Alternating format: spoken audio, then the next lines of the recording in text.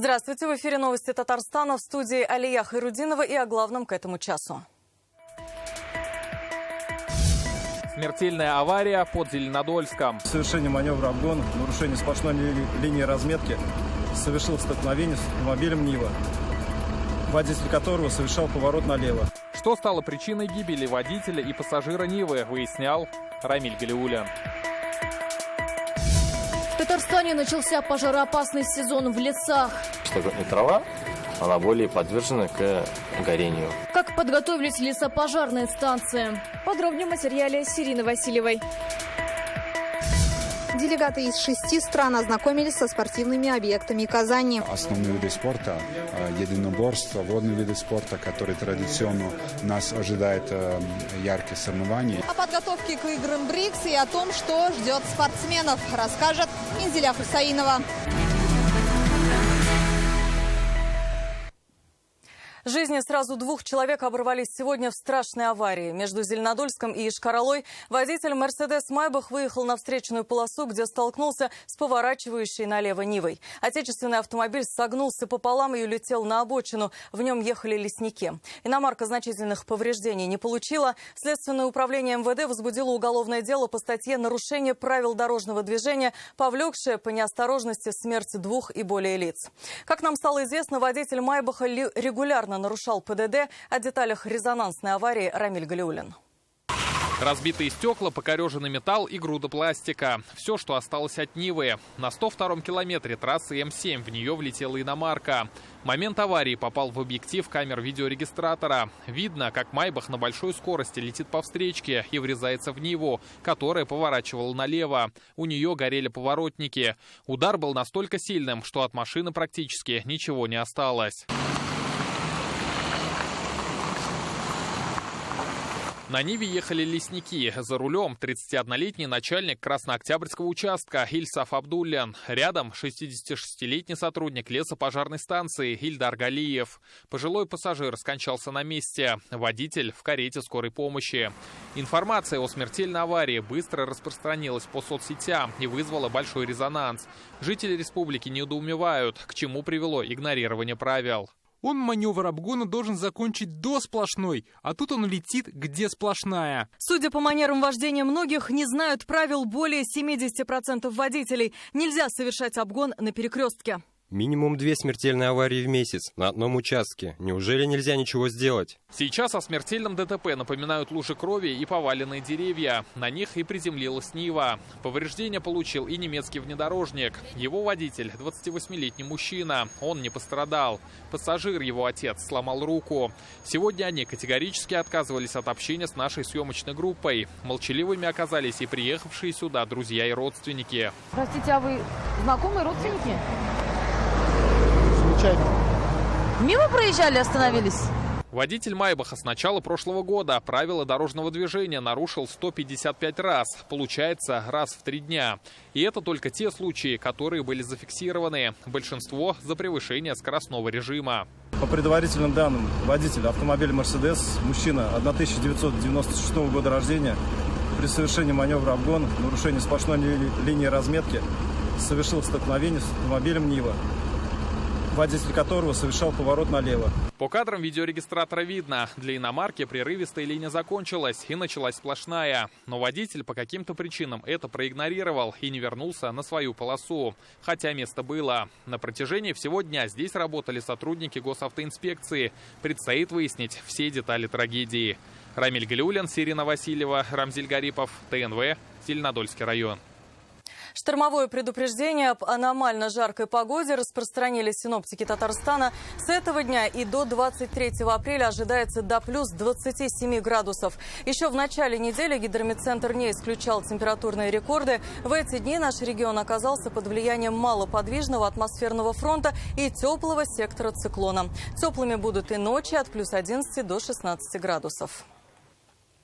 Между тем, уже третьи сутки в татарстанских лесах действует пожароопасный сезон. В целом по республике уже зафиксировано 18 случаев возгорания, в том числе на землях, приграничных к лесному фонду. Мусор, сухая трава и камыш горели в Спасском, Чистопольском, Мамадышском, Менделеевском и Черемшанском районах. Сегодня свою готовность к ЧС журналистам продемонстрировали сотрудники лесопожарной станции Лаишевского района. Репортаж с Ириной Васильевой. К борьбе с огнем сотрудники лесопожарной станции готовы. Один из самых популярных способов – мобильный огнетушитель, подающий воду капиллярным способом. Спасатели работают вот в таких защитных костюмах с помощью специальных ранцев. В зависимости от модели они вмещают от 18 до 20 литров воды. Они очень удобны в использовании и занимают очень мало места. Чаще всего их используют сотрудники лесного хозяйства. В лесопожарной станции Лаишевского района 15 сотрудников. В их распоряжении 10 видов техники. Болотоходы, тракторы, коптеры, автоцистерны и другое. В республике 5 таких станций и 20 станций второго типа. Разница в укомплектованности. Ежедневно с земли и неба веренную территорию патрулирует более 400 специалистов. В ближайшее время обновят минерализированные полосы вдоль лесных фондов. В этом году противопожарный сезон начался 15 апреля. Это на 2 недели позже, чем в прошлом. Уже зафиксировано 18 случаев возгорания, в том числе на землях, приграничных к лесному фонду. У нас 2 периода же опасных. Это весна ранняя и поздняя осень. Сухая, засушливая, там уже листва опавшие, трава, новшества. У нас авиапатрулирование ведется при 4, 5 и 3 классах пожарной опасности. Его часы увеличились. В прошлом году 300 часов было, в этом году 304. В этом году увеличилась сумма штрафов. За нарушение правил пожарной безопасности придется заплатить до 50 тысяч рублей. Должностным лицам до 90, юрлицам до 1 миллиона. Если нарушение приведет к лесному пожару и причинит ущерб, то грозит уголовная ответственность. Ирина Васильева, Данил Филатов, ТНВ, Лаишевский район. Больше 200 нарушений выявили в Татарстане с начала санитарно-экологического двухмесячника. Большинство – незаконные свалки. За чистотой следят и с высоты. Сегодня экологи облетели пригород Казани и районы близ столицы. За 2 недели в республике вывезли больше 11 тысяч кубометров мусора. В апреле в приемную Минэкологии поступило почти 700 жалоб на несанкционированные свалки. На субботники вышли более 45 тысяч человек. Сегодня гуманитарный груз из Татарстана прибыл в Оренбург. Помощь собрали Всемирный конгресс татар и татарские предприниматели. От них это уже 2-я партия. Сейчас в область приехал 20-тонный грузовик. В него куркачинский предприниматель загрузил 200 мешков крупы, пшено, ячмень, горох. Затем в Лениногорске к грузу добавили еще 10 тонн питьевой воды. Сейчас в Оренбургской области уровень воды поднялся в реке Сакмар. Есть угроза подтопления нескольких деревень. Единственное, в этой ситуации стараешься ехать быстрее, побыстрее помочь, побыстрее приехать. Крупу и воду мы получили. Все это мы раздадим нуждающимся жителям области. Это Оренбург, деревни Кабан, Байтал, Башкирт. Для сбора средств жителям, пострадавшей от наводнения Оренбургской области, открыт расчетный счет. Он действует при Всемирном конгрессе татар. Реквизиты на экране, также на сайте ВКТ. Как отмечают в конгрессе, на призыв о помощи уже откликнулись наши соотечественники и стали переводить средства из разных регионов страны. Следственный комитет сообщает, глава Тукаевского района подозревается в получении взятки. По их версии, в 2022 году Фаил Камаев получил от коммерческой организации 1 300 000 рублей и оказывал фирме содействие в заключении договоров подряда на строительство объектов в районе. Оперативно-розыскные мероприятия провели совместно с МВД. Сейчас выясняют все обстоятельства. Киберпреступники с начала года похитили у челнинцев больше 180 миллионов рублей. Совершено около 600 IT-преступлений. Такие данные озвучила начальник отделения Следственного управления УМВД по набережным Челнам Наталья Башарова. В этом году стало больше преступлений, связанных с личной информацией, когда мошенники получают доступ к кабинету госуслуг, мессенджерам, страницам в соцсетях. В Автограде уже зарегистрировано более 300 подобных эпизодов. В топе остаются и старые способы обмана. Мошенники звонят и представляются сотрудниками банка, правоохранительных органов, пытаются завладеть денежными средствами или оформить кредит. Озвучили также портрет самых доверчивых граждан. Чаще всего это работающие женщины в возрасте от 50 лет. Сотрудники банков, сотрудники правоохранительных органов не будут звонить, не будут привлекать вас к проведению каких-то секретных оперативных мероприятий, особенно если это связано с перечислением денежных средств. Можно круглосуточно позвонить дежурной части, уточнить, работает ли такой сотрудник, объяснить ситуацию. Фельдшеры татарстанской скорой пошли за путинскими надбавками. Работники экстренной медицинской службы вместо того, чтобы протестовать против несправедливости, уходят туда, где платят больше. Чем вызван тихий отток фельдшеров, читайте в интернет-газете «Реальное время».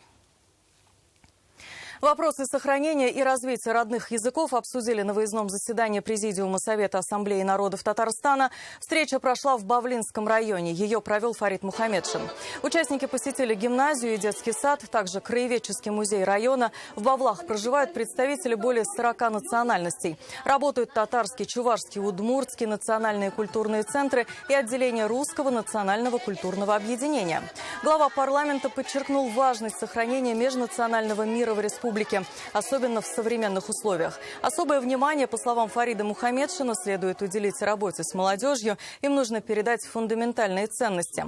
Он обратился к активу района с просьбой поддержать жителей Оренбургской области. В Ассамблее народов Татарстана идет сбор гуманитарной помощи.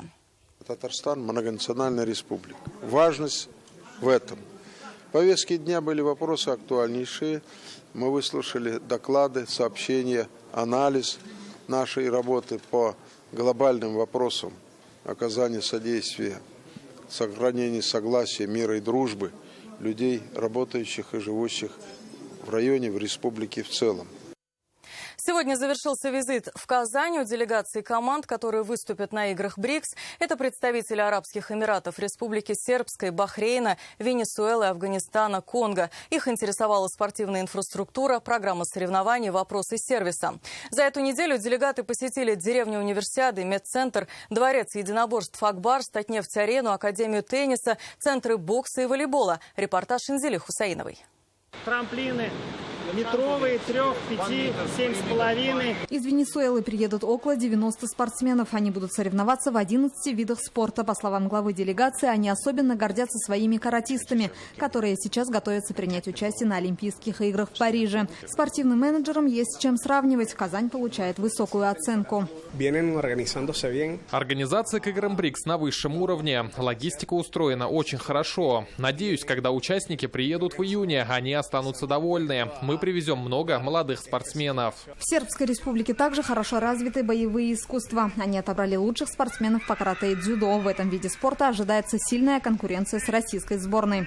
По дзюдо сильнейшая команда – это российские спортсмены. Но наша задача – наладить хорошие взаимосвязи с представителями спорта вашей страны для совместного продвижения новых проектов. Надеюсь, эти соревнования помогут усилить дружеские отношения. Желание принять участие в играх выразили представители 84 стран. Больше 4000 спортсменов уже отправили заявки. Спортивную программу утвердят в мае. Традиционные виды спорта, как борьба на поясах, как кореш, которые традиционно развиваются в Татарстане, и тоже представители конного спорта, представители брейкинга, рок-н-ролла и, конечно, основные виды спорта, единоборства, водные виды спорта, которые традиционно нас ожидают яркие соревнования.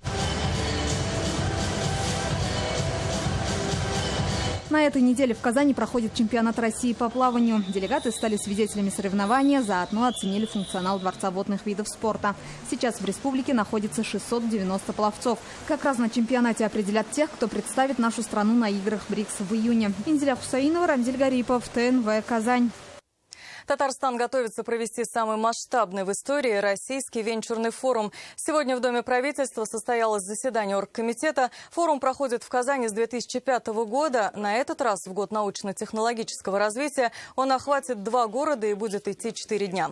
С 24 по 27 апреля обсуждения презентации стартапов развернутся в Казань-Экспо и Иннополисе. Уже заявились более 2500 участников из разных стран. Ждут большую делегацию из Китая. Деловая часть включает более 20 мероприятий. На выставке разработчики со всей страны представят 500 бизнес-проектов. Предприниматели смогут здесь найти инвесторов. Чтобы общение получилось более тесным, состоится футбольный матч. Также пройдет отбор стартапов, которые презентуют во время осеннего саммита стран БРИКС в Казани. Есть нулевой день, в рамках которого собираются те, кто приезжают чуть заранее. И, соответственно, в рамках этих мероприятий также в Иннополисе будут проходить сопутствующие события на примере отбора резидентов именно непосредственно в особую экономическую зону. По основной программе тоже проговорил, то есть 25-26 это обзор, то есть что, точнее, в какие проекты и кто сейчас инвестирует. Венчурные инвестиции – это достаточно специфический инструмент, который ориентирован не на всех. Это не красное солнышко, которое всех согреет. Это несколько процентов тех компаний, которые ориентированы на большие, быстро растущие ниши, на которых открывается окно возможностей, когда нужно быстро за несколько лет пройти путь развития и масштабирования его. Соответственно, и опять же, это не любая ниша технологическая. Да? Сейчас, например, открываются ниши в области импортозамещения, уходит достаточно много крупных игроков. На сегодняшний день, в текущей ситуации экономики, технологическое предпринимательство – это драйвер развития экономики, а сегодня другого не дано. Чудес не бывает, людей, как говорится, дефицит сильный, он существует. Как говорится, различные проекты нужно реализовывать.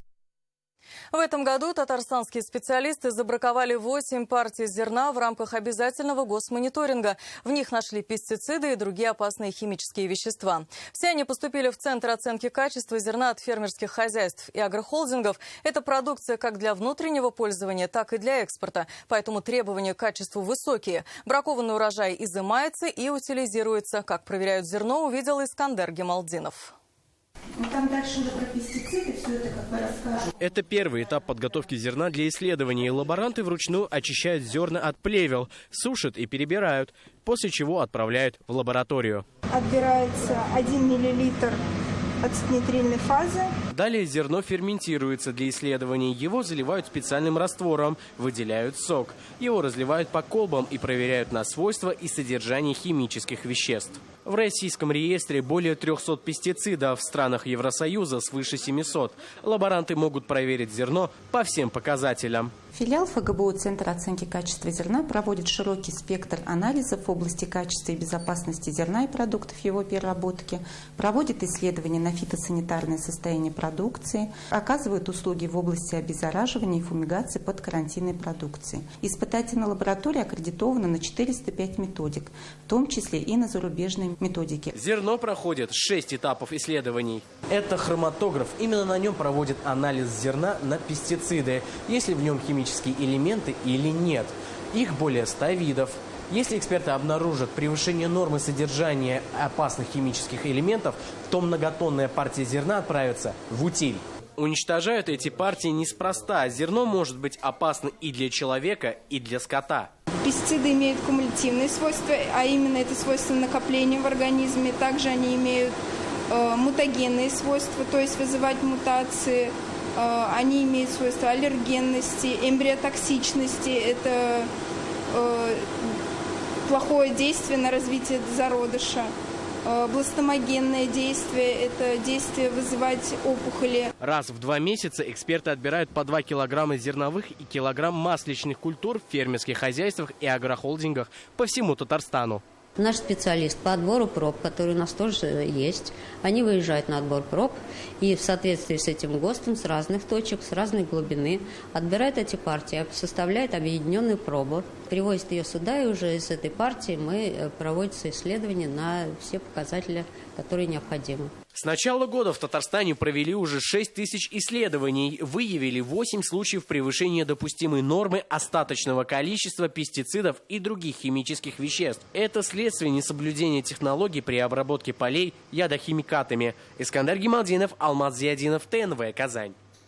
Хорошая новость для любителей футбола. Теперь купить билет на матчи «Мир» российской премьер-лиги можно намного выгоднее при оплате карты «Мир». О том, как получить 10% кэшбэк и стать частью медиа-шарфа за любовь к футболу, расскажем далее. С самого детства увлекаюсь футболом, а следующие игры жду только победы. Кричалки готовы, билеты куплены, никаких очередей. Онлайн-покупка билетов на футбол экономит не только время, но и деньги болельщиков. За каждый второй билет, приобретенный по карте «Мир» до 25 мая, можно получить кэшбэк 10%. К этой акции присоединились все 16 клубов премьер-лиги, в том числе казанский «Рубин» и московский «Локомотив». Уже в эту субботу команды встретятся на поле Акбарс-арены. Такие кэшбэки и акции очень полезны для болельщиков, скажем так, очень помогают. С ними очень выгодно покупать билеты, абонементы. Вот я, например, приобрел абонемент на сайте по очень хорошему кэшбэку. Я и сам уже почувствовал выгоду, у меня много друзей-болельщиков. Мы все приобрели с хорошим кэшбэком эти карты, абонементы. Купить билет с кэшбэком можно на специальных онлайн-площадках по продаже билетов. Для этого нужно заранее зарегистрировать свою карту «Мир» в программе лояльности на сайте приветмир.ру или в мобильном приложении «Привет». Также покупать с кэшбэком можно и абонементы на матчи. Благодаря акции в прошлом году владельцы карт «Мир» сэкономили 39 миллионов рублей. Это достаточно быстро. Покупаешь билеты на сайте, указываешь фамилию, имя, отчество и наличие фан-ID. Билеты приходят сразу, а кэшбэк поступает через несколько дней. Также в рамках совместного проекта платежной системы и российской премьер-лиги на сайте мир.рпл.ру можно поделиться своей историей любви к футболу и стать частью медиа-шарфа. Записанные видео будут транслироваться на экранах стенда титульного партнера. В Татарстане Госкомитет по тарифам установил расценки на пассажирские речные перевозки. В навигации этого года по республике будут курсировать 9 судов. Наиболее востребованные 2 маршрута – Казань-Свияжск и Казань-Болгар. По первому стоимость проезда составит 164 рубля, по второму – 476. Есть скидки для детей. По сравнению с прошлым годом стоимость проезда выросла на 20%. Это обусловлено ростом цен на горюче-смазочные материалы и оплаты труда. Напомним, в прошлом году в республике появилась новая судоходная компания с современными отечественными судами. В предстоящий сезон планирует перевезти более 300 тысяч пассажиров. Мы неизбежно все-таки идем к тому, что хотя бы не намного, но все-таки увеличение тарифов будет. Вот в этом году, значит, такое увеличение произошло, но на относительно небольшие 20%. То есть это то, впервые даже более чем за 5 лет тарифы не повышались. Тотальному диктанту в этом году 20 лет. Всероссийская акция по проверке знаний русского языка пройдет в эту субботу, 20 апреля. В Татарстане диктант напишут более чем на 1000 площадках. 5-я часть будет в Казани. Главной станет культурный центр имени Пушкина. В этом году исполнится 225 лет со дня рождения великого русского поэта.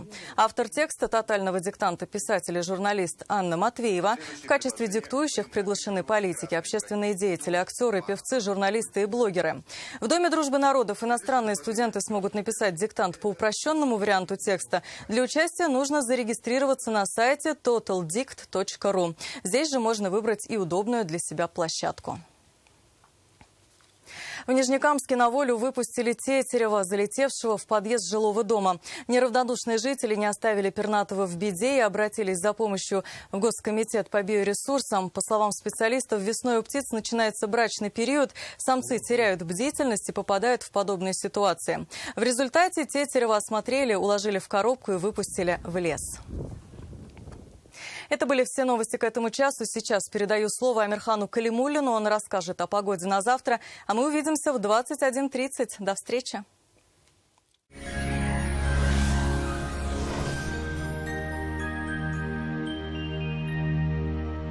Здравствуйте! В студии Амирхан Калимуллин. В предстоящие сутки в Татарстане характер погоды резко изменится. Ожидаются температурные рекорды. Однако будет дуть порывистый ветер. Подробнее через минуту. Банк «Аверс» оказывает весь спектр банковских услуг для частных лиц и корпоративных клиентов. Для бизнеса банк предлагает услуги по расчетно-кассовому обслуживанию, кредитованию, банковские гарантии и продукты с возможностью эффективно размещать свободные денежные средства.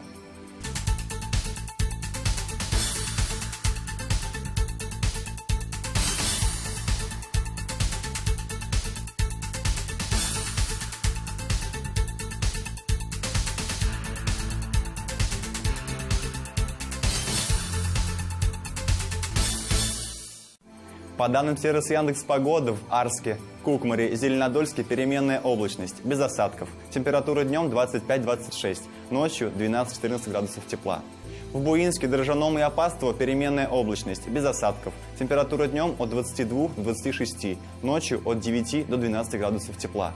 В Аксубаево, Чистополь и Новошишминске облачно, с прояснениями. Дождей не обещают. Температура днем плюс 26, плюс 28, ночью плюс 14. В Набережных Челнах, Агрызе и Сарманово переменная облачность, без осадков. 26-29 днем и 14-17 градусов выше нуля ночью. В Альметьевске, Азнакаево и Бавлах температура днем 27-29 градусов, ночью 16-17 градусов тепла. Здесь облачно и с прояснениями, без осадков. В туристических городах республики тоже будет по-летнему жарко, однако очень ветрено. В Суярске температура днем 24 градуса тепла, будет облачно с прояснениями, без осадков, ночью плюс 12 градусов. В Болгарах днем 22 градуса выше нуля, ночью около 11. Здесь будет переменная облачность, дождей не прогнозируют. В Елабуге температура будет еще выше. Днем температура поднимется до плюс 27 градусов. Ожидается облачная погода с прояснениями, без осадков, ночью 15 градусов тепла. Санчи благотворно влияет на работу всего организма, дает энергию, улучшает кровообращение, укрепляет иммунитет, нормализует сон, способствует устранению головных болей и хронической усталости. Полезные свойства санчи проверены веками. Недаром его называют сокровищем китайской медицины. Хорошая новость. Только 19 и 20 апреля в аптеках Farmland на санчи 20% скидка. Телефон для справок 8 927 236 71 75. Сайт sanchi.rf.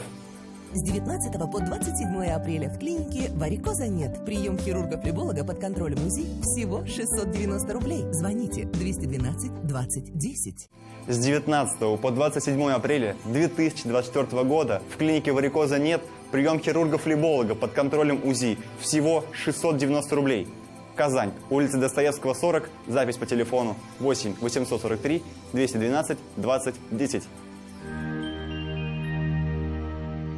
В Казань тоже придет лето. Ожидается переменная облачность, без осадков. Температура днем 25 градусов тепла, ночью 14 градусов со знаком плюс. Атмосферное давление 747 мм ртутного столба.